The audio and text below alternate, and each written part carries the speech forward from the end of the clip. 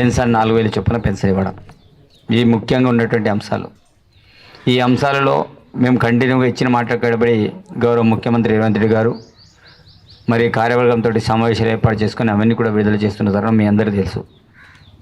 అదేవిధంగా ఈ ప్రాంతంలో భూ సమస్యకు సంబంధించినవి నేను చంద్రన్ కావచ్చు, అదేవిధంగా సరీఫ్ కావచ్చు, వీళ్ళందరూ కూడా చాలా సందర్భాలు చెప్తుంటా. ఎవరైనా మా వాళ్ళ ద్వారా ఏమన్నా ఇబ్బందులు ఉంటే అది ముందు వరుసలో ఉండేటువంటి వ్యక్తిని నేను అని ఆనాడు మాట ఇచ్చా, ఈరోజు కూడా నేను మాటిస్తాను. కానీ మా వాళ్ళకంటే మీ వాళ్ళే దాంట్లో ఇన్వాల్వ్మెంట్ అయ్యి మీ వాళ్ళే సతాయించేటట్లో ముందు వరుసలో ఉన్నారు. అది కూడా మీరు గ్రహించాలి. మా వాళ్ళని పావుగా వాడుకొని ఈరోజు మన వాళ్ళని బదనాం చేయడం అది మర్చిపోవాలి. అది ఎవరికైనా మంచిది కాదు. నేను చాలా క్లారిటీతో చెప్తున్నా, నా సొంత తమ్ముడైనా వదిలేటువంటి పరిస్థితి ఉండదు. కాబట్టి మార్పు జరగాలి. ఆ మార్పు జరగకపోతే బాగుండదు. నేను చాలా క్లారిటీతో ఉన్నా. ప్రతిసారి భూ సమస్యలు వచ్చేటి దందనపల్లి నుంచి. దాంట్లో ఉండేది మావాడు ఆదివాసి ముందు ఉంటాడు, వెనుకలేమో నాన్ ట్రైబల్ ఉంటాడు. ఇది మర్చిపోవాలి. అది మర్చిపోతే బాగుంటుంది. కాబట్టి అది చేసేటటువంటి వ్యవహారం ఎవరేమున్నా మేము గతంలోని బీఆర్ఎస్ ప్రభుత్వంలో నడిపించినాం. ఇప్పటికీ వాళ్ళందరినీ మభ్యపెడతాం, ఆ పనులన్నీ కూడా మేమే చేస్తాం అంటే నా దగ్గర కుదరదు. నేను ఎంత మంచోనో అంత చెడ్డోని కూడా. కాబట్టి నా యొక్క కోరిక ఒకటే, ఈ ప్రాంతంలో నాన్ ట్రైబల్ కావచ్చు, ఆదివాసీ బిడ్డలు కావచ్చు, లంబాడి సోదరులు కావచ్చు, అందరూ కూడా ప్రశాంతమైన వాతావరణంలో ఉండాలి. అందరూ కూడా మనం అందరం కూడా బాగుండాలి. డెవలప్మెంట్ ఏమైనా కావాలంటే నా దగ్గర రావాలి. తాగునీరైనా ఇంకే రోడ్లైనా ఇంకేమైనా సరే చేయడానికి నేను సిద్ధంగా ఉన్నా. వాస్తవంగా ఎన్ఆర్ఈజీఎస్ పనుల్లో దందనపల్లిని పెట్టుకోలే. ఎందుకు పెట్టుకోలే అంటే కొన్ని గ్రామ పంచాయతీని నేను సెకండ్ ప్లేస్లో పెడదామనే వాంటికి పెట్టుకోలే. ఎందుకంటే మీకంటే ఎక్కువ సమస్యలు మిగతా గ్రామాలలో ఉన్నాయి. ఆ గ్రామాల తర్వాత నా యొక్క కాన్సెప్ట్ ఒకటే, ఒక్కొక్క జీపీని కంప్లీట్ చేసిపోయాలి. నెక్స్ట్ తిరిగి ఆ జీపీని చూడాల్సిన అవసరం ఉండదు. గాన్పూర్లో పెట్టిన మొత్తం అన్నీ, ఎందుకంటే నా సొంత గ్రామ పంచాయతీ కాబట్టి, ఒక ఎమ్మెల్యే గ్రామ పంచాయతీలు ఎక్కడ కూడా ఇలాంటి వెనుకబాటుతనం ఉండకూడదు. కాబట్టి మా గ్రామ పంచాయతీలో అన్నీ ఎన్నైతే హ్యాబిటేషన్స్ ఉన్నాయో అన్నింటిలో కూడా నేను స్పెసిఫిక్గా సీసీ రోడ్లు పెట్టడం అనేది జరిగింది. దాంతోపాటు నేను దందనపల్లిలో పెట్టాలి.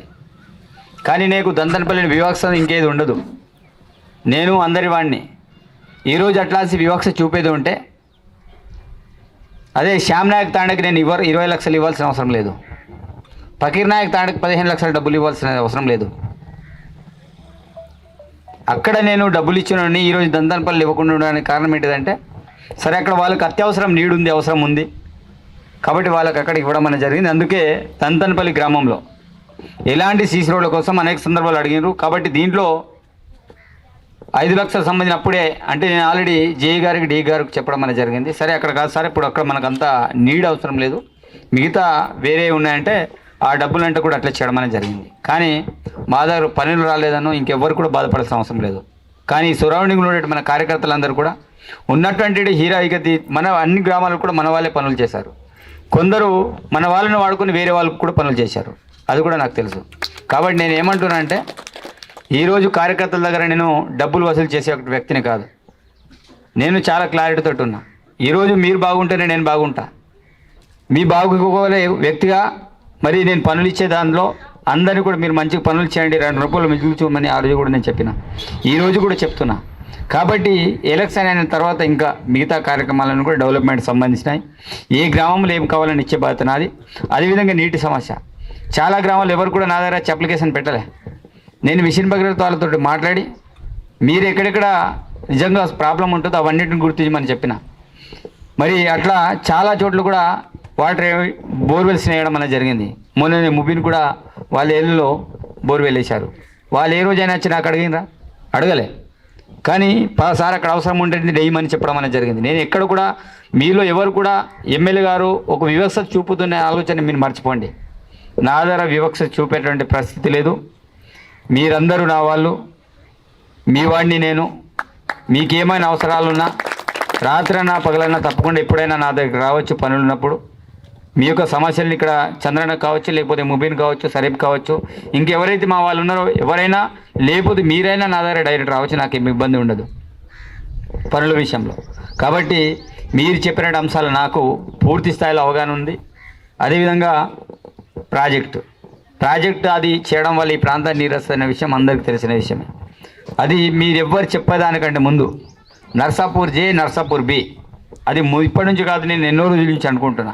అది చేయడం వల్ల అది కేవలం మీ దందనపల్లికే కాదు, అది గన్పూర్ గ్రామ పంచాయతీ ఇంక్లూడింగ్ ఉట్నూరు వరకు కూడా దాని యొక్క పారకం అనేది వెళ్తుంది. చాలామందికి గ్రౌండ్ వాటర్ సోర్సెస్ పెరుగుతుంది. ఆ విషయంలో దానిలో సర్వే కూడా చేయడం అనేది జరిగింది, ప్రపోజల్స్ కూడా పెట్టడం అనేది జరిగింది. తప్పకుండా దానికి ఎంతవరైనా సరే దాన్ని చేయించే బాధ్యత మనమందరం బాధ్యులం. ఈ ప్రాంతం డెవలప్మెంట్ కావాలంటే నేను ఒకరితోడు కాదు, మీ అందరి సహకారం ఉంటేనే మనం ఏమైనా చేయగలుగుతాం.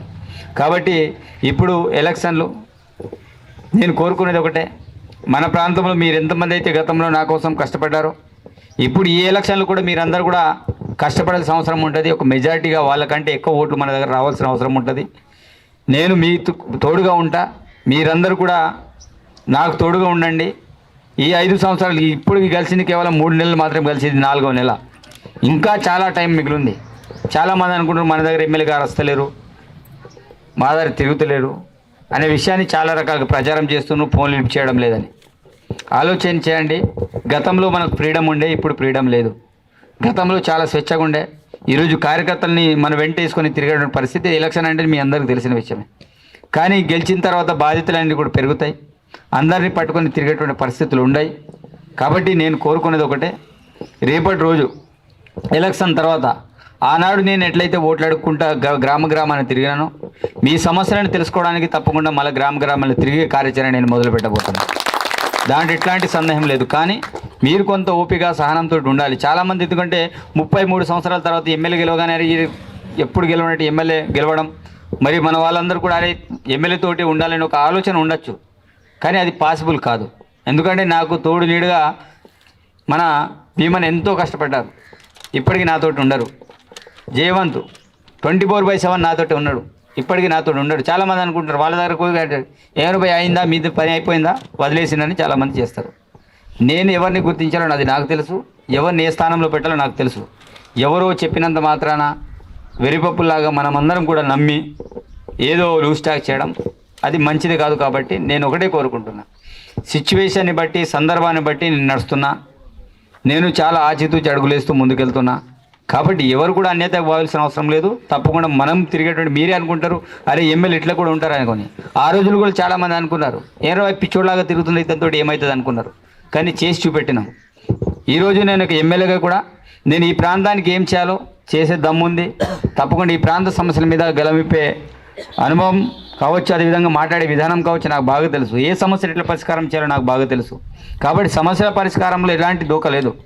నేను ఏ రకంగా అయినా పొట్లాడి ఈ ప్రాంత అభివృద్ధి కోసం నేను పాటుపడే వ్యక్తిగా, ఈ ప్రాంత వాసుడిగా, ముఖ్యంగా ఉట్నూరు వాసిగా నేను ఉండడం, ఈ ప్రాంతంలో పుట్టిన బిడ్డగా, మరి మీకు దగ్గరలో ఉండే వ్యక్తిగా నేను ఉండడం, నిజంగా మీ అందరు నా సహకారం ఉండడం, మరి ఎమ్మెల్యేగా నేను గెలవడం, తప్పకుండా చాలామంది జైనింగ్ లాంటి కూడా తప్పకుండా వాళ్ళందరినీ కూడా ఆహ్వానిస్తున్నా. నాకు ఎలాంటి అభ్యంతరం లేదు, మీకు అభ్యంతరం లేనప్పుడు నాకేంటి అభ్యంతరం అని చంద్రనానికి చెప్పడం అనేది జరిగింది, ముబీన్ గారికి చెప్పడం అనేది జరిగింది.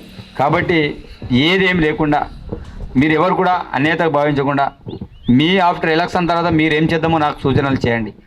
కాబట్టి ఇప్పటికే సమయం ఆలస్యమైంది కాబట్టి నాకు ఇంకో కొన్ని కార్యక్రమాలు ఉన్నాయి, వాళ్ళందరూ కూడా వెయిటింగ్లో ఉన్నారు. కాబట్టి మనస్ఫూర్తిగా మన్నిస్తూ మరి ఏదేమున్నా మీ అందరికీ తోడుగా ఉంటుందని తెలియజేస్తూ సెలవు తీసుకుని ధన్యవాదాలు.